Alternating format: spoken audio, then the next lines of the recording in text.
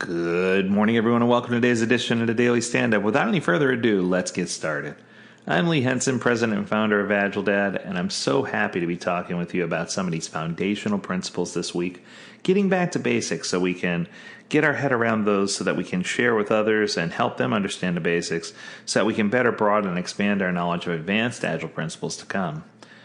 One of the topics that someone wrote in about that I thought would be a great topic to discuss today, because it kind of ties in, is the concept of being an agile thinker, to think in an agile way. What is agile thinking and how is it applied?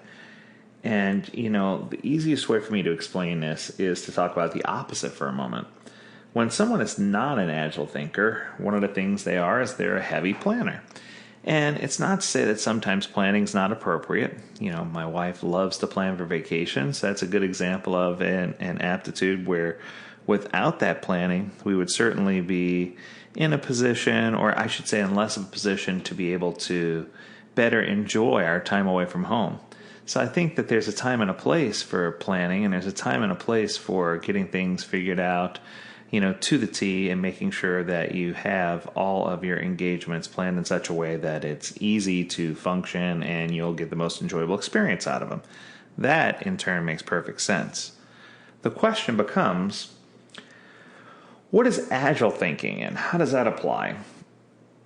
So when I started contemplating this, I looked up a definition online, and I love this definition. It comes from one of my friends down in Australia. It says, agile thinking is the ability to consciously shift your thinking when and how the situation requires it. I like that. I like the idea of being able to have a quick mental shift when necessary and consciously shift and make a decision.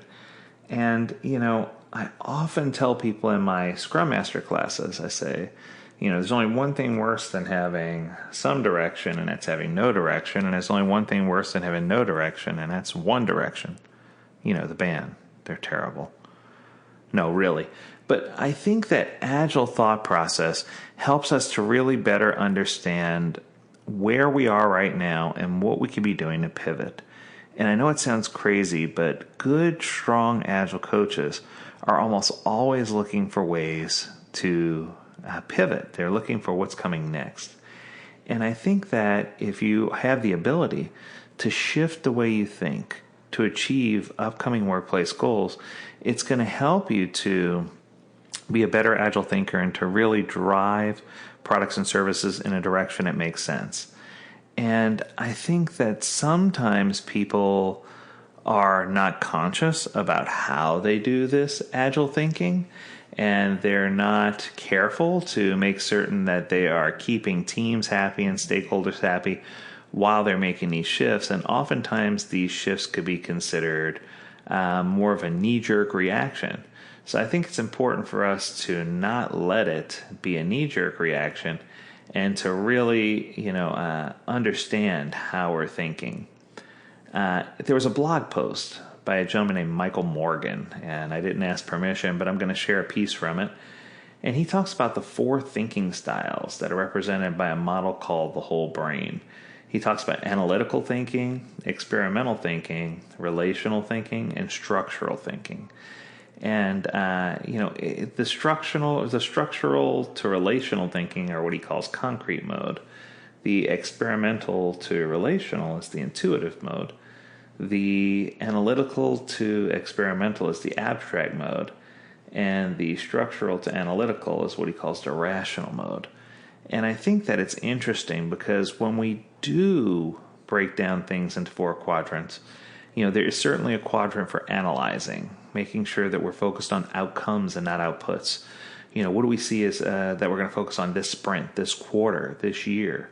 Even long-term throws. What are we going to analyze? What's our goal over the long term for the next 5 years? What's going to give us our highest return on investment? I think it's often analyze is often logical and fact-based, but it does open the door to help us understand what goals we're trying to achieve, and allows us to better see the entire landscape of our thoughts. B, or quadrant B, represents organize. Now, organize is where we focus on outcomes instead of outputs. This is where we're really focused on planning and execution and just making sure we understand how we're going to get the job done. So who's going to be on our team? How are we going to track our progress? What is the final due date? What exactly is expected to be delivered? Do we have clear acceptance criteria? Do we have a good definition of done? Are there any other interim due dates that we have to have for internal demos or for an internal conference or whatever the case might be? What are the very next actions we need to take in order to produce desired outcomes? I think it's also important for us to take into consideration safekeeping type questions as well, like how do you know the idea is going to work? Has something like this ever been done before? What are the benefits? What are the risks? So I think that's the organized piece. We're organizing the thought process in our mind and understanding what we're trying to do. Then comes C, it's time to personalize. Now, in contrast to the others, this focuses on people skills.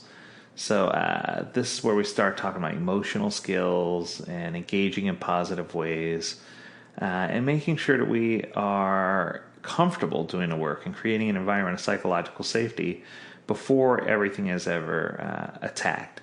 So before we go on and work on a project, we might want to make sure we have questions addressed. For example, our target audience, or what are they most worried about? How do they already know about this topic, and what do they already know about this topic? How do they feel about it? What will they do with the information or ideas we provide? So it's just important for us to get our head around the personalization piece and make sure we understand that this is focused on the emotional end of thinkers and connecting it to our end consumers, personalizing it to personas, and to create both journey mapping and value stream maps to make sure that we understand exactly how our end consumer is going to be using our product or service, and to make sure that we have a good understanding of what's going on. And then finally, there's a concept of strategize.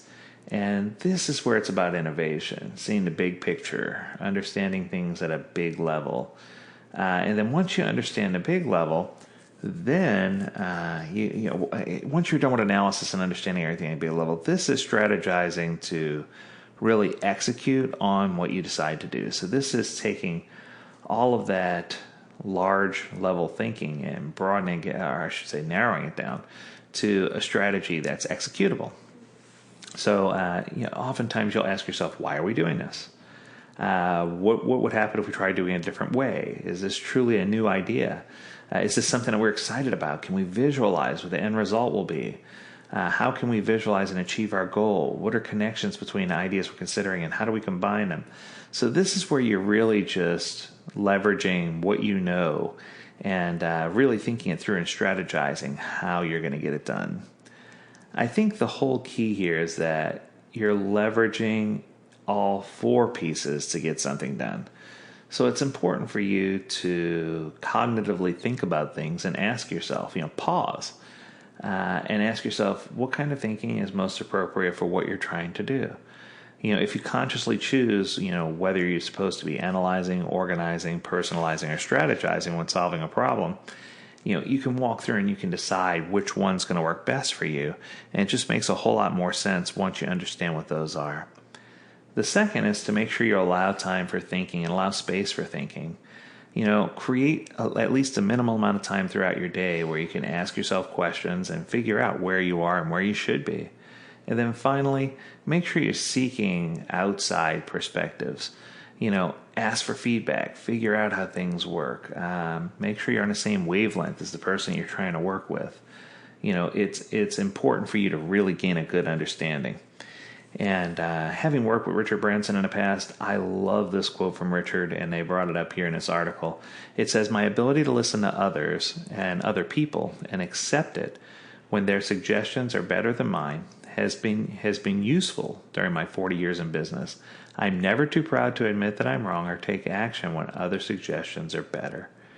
I think that's genius, and that's how we become strong leaders, and that's how we have a better understanding of how our brain works and how agile thinking works.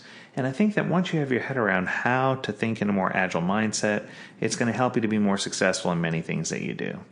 I hope that information was helpful to you. As always, we encourage you to visit AgileDad.com, where you can learn more about this topic and many others. We sure do love and appreciate the fact that all of you come each day and listen to this podcast.